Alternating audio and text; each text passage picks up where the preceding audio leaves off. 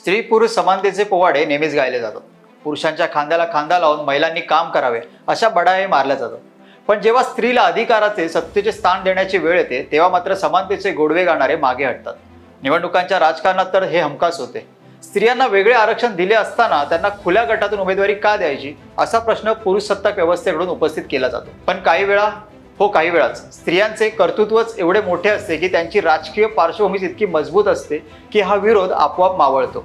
यावेळच्या लोकसभा निवडणुकीच्या रिंगणात महाराष्ट्रात स्वकर्तृत्वाने तर काही घराणेशाहीच्या भक्कम बळावर पुरुष उमेदवारांना काही महिला उमेदवार टक्कर देत आहेत. कोण आहेत या महिला? यावर आज आपण राजकीय कुटाणा या सेगमेंटमध्ये चर्चा करणार आहोत. नमस्कार, मी विक्रांत नलावडे.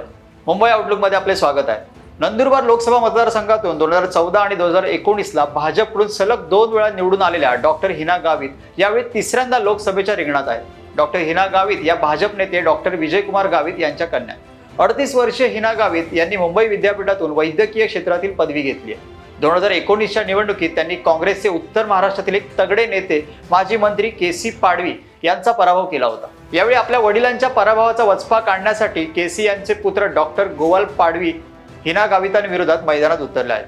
जळगाव लोकसभा मतदारसंघातून ठाकरे गटाचे करण पवार यांच्या विरोधात लढत असलेल्या भाजपच्या स्मिता वाघ या अखिल भारतीय विद्यार्थी परिषदेच्या सक्रिय कार्यकर्त्या राहिल्यात. जळगावला उत्तर महाराष्ट्र विद्यापीठाची स्थापना व्हावी यासाठी उभारल्या गेलेल्या आंदोलनात स्मिता वाघ आघाडीवर होत्या. त्यांचे सासरे 25 वर्षे अमळनेरमधील डांगरी गावचे सरपंच होते, तर वडील पंचायत समिती सदस्य होते. पण स्मिता वाघ यांचे कर्तृत्व या दोघांहून मोठे आहे. डांगरीच्या सरपंच, जळगाव जिल्हा परिषदेच्या सदस्य, नंतर अध्यक्ष म्हणून त्यांनी काम पाहिले. सध्या त्या विधान परिषद सदस्य आहेत. अशा स्वकर्तृत्ववान स्मिता वाघ यांच्या विरोधात लढत असलेले ठाकरे गटाचे करण पवार यांचीही राजकीय पार्श्वभूमी मोठी आहे. पारोळ्याचे विद्यमान नगराध्यक्ष असलेले करण पवार यांचे आजोबा आमदार होते, तर वडील जिल्हा परिषद सदस्य होते. त्यांचे काका डॉक्टर सतीश पाटील हे राष्ट्रवादी शरद पवार गटाचे आमदार आहेत. करण पवार हे देखील आधी राष्ट्रवादीतच होते. जळगाव जिल्ह्यातील दुसरा लोकसभा मतदारसंघ रावेरमधून एकनाथ खडसे यांची सून रक्षा खडसे भाजपकडून सलग तिसऱ्यांदा मैदानात उतरल्या आहेत.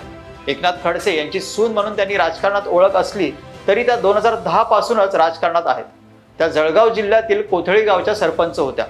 पुढे जिल्हा परिषद सदस्य म्हणूनही त्यांची निवड झाली.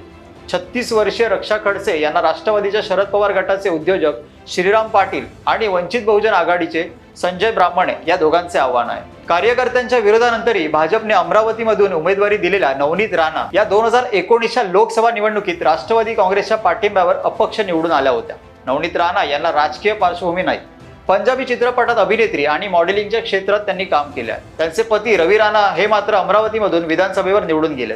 उद्धव ठाकरे यांच्या घरासमोर जाऊन हनुमान चालीसाचे पठण करण्याचे आंदोलन केल्यानंतर नवनीत राणा या जास्त प्रसिद्धीच्या झोतात आल्या. त्यांना काँग्रेसचे दर्यापूरचे आमदार बळवंत वानखेडे आणि अपक्ष उमेदवार डॉक्टर बाबासाहेब आंबेडकर यांचे नातू आनंदराज आंबेडकर यांचे आव्हान आहे. चंद्रपूरमधून काँग्रेसचे दिवंगत खासदार सुरेश धानोरकर यांच्या पत्नी प्रतिभा धानोरकर या भाजपचे माजी प्रदेशाध्यक्ष मंत्री सुधीर मुनगंटीवार यांना आव्हान देत आहेत. 2019च्या निवडणुकीत सुरेश धानोरकर हे महाराष्ट्रातून निवडून आलेले एकमेव खासदार होते. मात्र गेल्या वर्षी त्यांचे निधन झाले. प्रतिभा धानोरकर या सध्या वरोरा विधानसभा मतदारसंघाच्या आमदार आहेत. यवतमाळ वाशिम लोकसभा मतदारसंघातून मुख्यमंत्री शिंदे गटाच्या राजश्री पाटील या ठाकरे गटाचे संजय देशमुख यांच्या विरोधात लढत आहेत. शिंदे गटाने विद्यमान खासदार भावना गवळी यांना डावलून शेजारच्या हिंगोलीचे खासदार हेमंत पाटील यांच्या पत्नी राजश्री पाटील यांना उमेदवारी दिली. राजश्री पाटील यांचे स्वतःचे राजकीय कर्तृत्व नाहीये. दिंडोरीच्या भाजपच्या विद्यमान खासदार डॉक्टर भारती पवार या केंद्रात आरोग्य राज्यमंत्री आहेत. त्यांनी 2012 ते 2019 या काळात जिल्हा परिषद सदस्य म्हणून काम पाहिले. त्यांचे सासरे अर्जुन पवार हे राज्य मंत्रिमंडळात मंत्री होते. 2014ला त्यांनी राष्ट्रवादी काँग्रेसकडून लोकसभा निवडणूक लढवली होती, पण त्यांचा भाजप उमेदवाराने पराभव केला होता.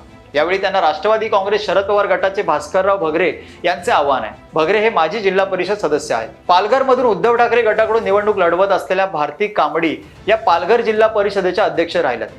त्या 2 वेळा जिल्हा परिषदेवर निवडून गेल्या होत्या. त्यांच्या विरोधात अद्याप महायुतीचा उमेदवार निश्चित झालेला नाहीये. मुख्यमंत्री एकनाथ शिंदे यांचे सुपुत्र श्रीकांत शिंदे यांना कल्याण लोकसभा मतदारसंघात आव्हान देणाऱ्या ठाकरे गटाच्या वैशाली दरेकर या 2000 साली कल्याण डोंबिवली महापालिकेत नगरसेवक म्हणून निवडून गेल्या. मनसेच्या स्थापनेनंतर त्या मनसेत गेल्या. 2009 साली त्यांनी मनसेकडून लोकसभेची निवडणुकी लढवली होती, मात्र त्यांचा पराभव झाला होता. महापालिकेत विरोधी पक्षनेता म्हणून त्यांनी काम पाहिले. मनसे सोडून त्या पुन्हा शिवसेनेत गेल्या आणि त्यांनी दाखवलेल्या निष्ठेचे फळ त्यांना आता लोकसभेची उमेदवारी मिळाली. बीडमधून पहिल्यांदाच लोकसभा निवडणूक लढवत असलेल्या पंकजा मुंडे यांच्याविषयी नव्याने सांगण्याची गरज नाही. वडील गोपीनाथ मुंडे यांच्या निधनानंतर पक्षाने डावलल्यानंतरही पंकजा मुंडे यांनी निष्ठेने भाजपमध्ये राहून पक्षाचे काम सुरू ठेवले. पंकजा यांना वडिलांकडून राजकारणाचा वारसा लाभलेला असला तरी त्यांनी स्वकर्तृत्वाने राजकारणात आपले स्थान निर्माण केले. त्या बंधू धनंजय मुंडे यांचे समर्थक राष्ट्रवादीच्या शरद पवार गटाचे उमेदवार बजरंग सोनावणे यांना आव्हान देत आहेत. धाराशिव मतदारसंघातून ठाकरे गटाचे विद्यमान खासदार ओमराजे निंबाळकर यांना आव्हान दिलेल्या अर्चना पाटील या अजित पवार यांचे मेहुणे डॉक्टर पद्मसिंह पाटील यांची सून, भाजपचे आमदार माजी मंत्री राणा जगजितसिंग यांच्या पत्नी तर जनसंघाचे राष्ट्रीय अध्यक्ष माजी खासदार उत्तमराव पाटील यांची नात आहे. त्यांनी अद्याप कोणतेही राजकीय पद भूषवलेले नाहीये. त्यांची ही पहिलीच निवडणूक आहे. सोलापूरमधून भाजपचे माळशिरसचे आमदार राम सातपुते यांना काँग्रेसच्या आमदार प्रणिती शिंदे यांनी आव्हान दिले. प्रणिती शिंदे यांनाही वडील माजी मुख्यमंत्री सुशीलकुमार शिंदे यांच्याकडून राजकीय वारसा लाभलेला आहे, पण गेल्या 10 वर्षात त्यांनी राजकारणात स्वतःचे स्थान निर्माण केले.